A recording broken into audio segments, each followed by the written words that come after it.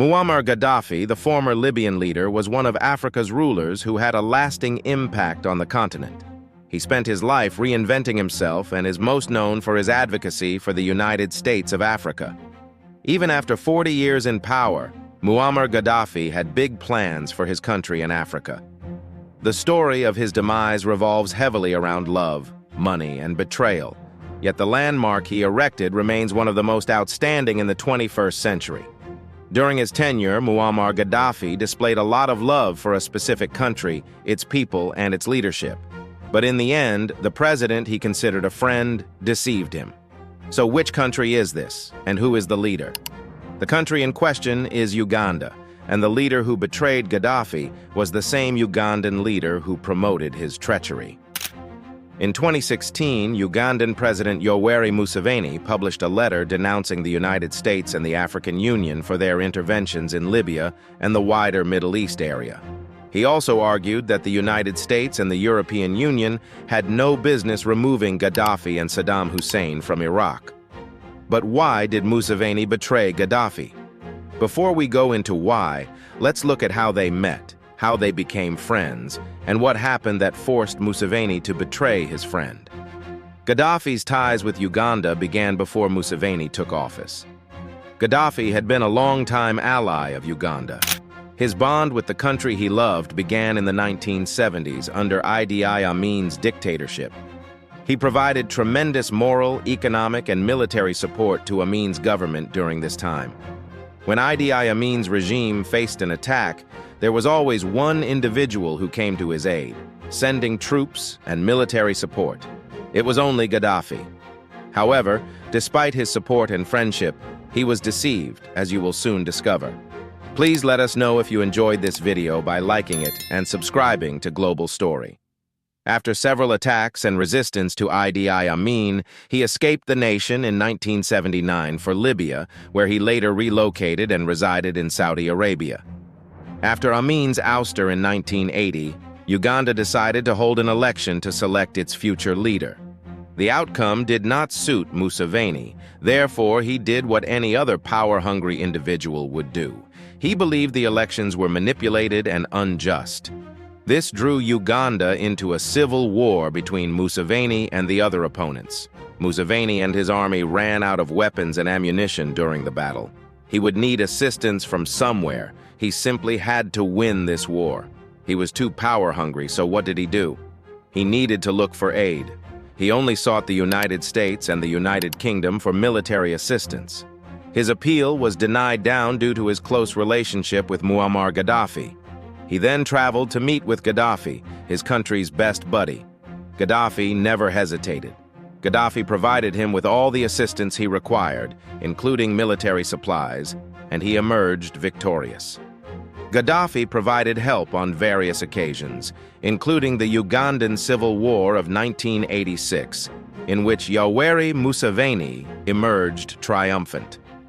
Following the fall of Paul Kawanga Semogerere, Libya trained Museveni's army. Museveni called his covert spy outfit after its Libyan colleagues. That is how much love and support Gaddafi gave Museveni. Gaddafi made repeated visits to Uganda, giving the impression that it was his second home. He spent heavily in Uganda and constructed numerous infrastructures. Through the Libyan African portfolio, Gaddafi invested in and purchased 51% of Uganda Telecom shares, as well as 60% of TriStar Limited's shares. Gaddafi even persuaded Museveni not to export Uganda's unprocessed oil to Europe or the West. He pledged to help him establish a refinery and pipes in Kenya and other nearby countries. That was not all. Gaddafi also made significant investments in Uganda's finance and real estate sectors, including the Tropical Bank of Africa, National Housing Incorporation, Lake Victoria Hotel, and several other firms.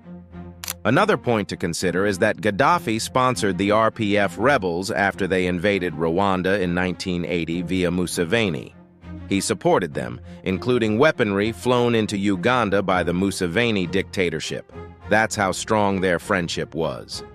This exacerbated the pain of betrayal. Let us also look at Gaddafi's involvement in the Turo Kingdom. Muammar Gaddafi became interested in this kingdom, which is located within the borders of Uganda, in 2001. At the time, its ruler, King Oyo Ningba, was only 9 years old. Muammar Gaddafi, who adored this kingdom, funded the majority of its projects, including the Turo Palace. Gaddafi left a lasting impact on the Ugandan Muslim population. He generously contributed to the construction of the magnificent mosque, which can accommodate at least 3,000 worshippers. This is the second largest mosque in East Africa. During his visits to Uganda, Gaddafi even jokingly asked Museveni to govern for life. He went on to ask why he bothered to vote. During one of his visits, he upgraded one of Museveni's sons in the military from captain to major. In the 2001 and 2006 presidential elections, Gaddafi helped Museveni carry out his campaigns. Their connection appeared to be solid and unshakable, but this was not the case until the very end. What drove Museveni to overthrow Gaddafi? We will examine this in two parts: Western interests and Muammar Gaddafi's goals. As you may be aware, Muammar Gaddafi is the most frequently mentioned figure whenever the concept of a United States of Africa is discussed. His plans for African integration included establishing an African United States, just like Ghana's Kwame Nkrumah. Gaddafi put a lot of effort into the drive for African unity. During a summit in 1989, Gaddafi persuaded 45 heads of state to endorse the establishment of an African Union, which replaced the African Union. For more than a decade after that, Gaddafi was the most popular supporter of this union. Still, in 1989, he proposed the creation of the United States of Africa, which would have a unified currency and military. He claimed that the African Union would serve as a facilitator for his dream. During Gaddafi's leadership, Libya provided around 15% of the funding for African Union programs. This, however, alarmed Western powers and some African leaders, who feared it would distort their prestige, influence, and position on the continent. The notion caused disagreement among African leaders on the issue. Surprisingly, Yoweri Museveni was also opposed to this notion. Museveni was a man whom Gaddafi had previously assisted and even made him acquire great authority in Uganda. He had made significant investments in his country and assisted when necessary. Why did Museveni oppose Gaddafi's proposal to form the United States of Africa? First, it posed a danger to his hold on power in Uganda. He flatteringly acknowledged Gaddafi's point of view but did not fight for the force. He refused to be governed by another leader. It'll be him or no one else. Second, Museveni's influence was becoming increasingly apparent in the area, and in this capacity, he served the interests of the West through military interventions in nations such as Somalia. He also offered intellectual support to the CIA's officials. With this, he placed the interests of the West over those of his African compatriots. When this decision was ultimately proposed at an African Union summit in Accra, Ghana in 2007, Museveni violently opposed it. He believed that endorsing the concept of African unification would cause friction between him and the Western countries. He was aware that these guys kept him in power and might oust him at any time. Museveni was also concerned that by betraying Gaddafi, he would face difficulties in his military and financial position. He understood that resisting Gaddafi was significantly simpler than resisting the West. Museveni's actions accelerated Gaddafi's betrayal. Museveni gave his assent to Gendaye Fraser, Assistant Secretary General of State for African Affairs, on June 13, 2008, at his son's graduation ceremony in the United States. He stated that he did not believe a united Africa was required owing to linguistic and cultural differences. He went on to claim that Gaddafi bribed minor African countries into supporting him and making it impossible for them to speak out at the African Union and other international events.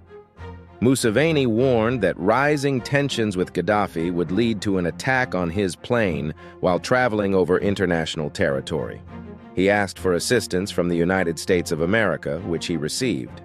Gaddafi was more concerned about Museveni's popularity in Uganda than his relationship with America.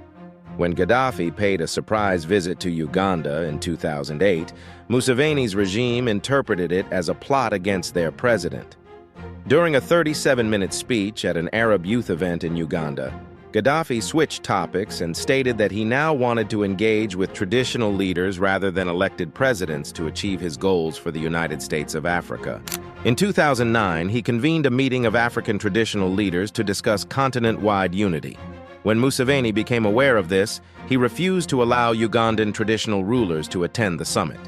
Museveni had persuaded Gaddafi that the U.S. president at the time, George Bush, would lift sanctions against Libya and invest in his country provided he dismantled his weapons of mass destruction. After speaking with certain British diplomats, Gaddafi learned that Museveni had sold him alive.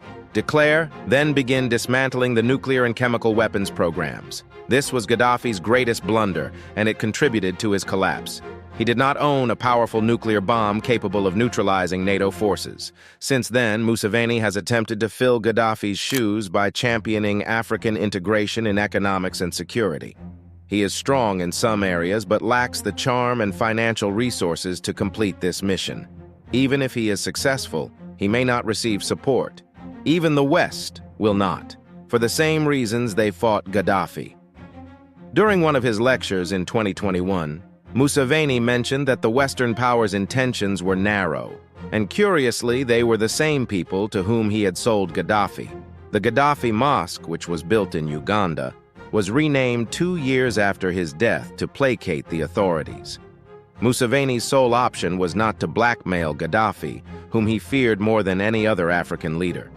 It is certain that when Museveni's turn to draw power arrives, no one will be there to protect him. That concludes the film on the man who betrayed Muammar Gaddafi. I hope you enjoyed viewing it. Depart a comment in the box below to let us know what you think about this discovery. And before we depart, please subscribe to our channel and turn on the notification bell so you don't miss out on any of our great stuff. Thank you for viewing, and see you in our future video.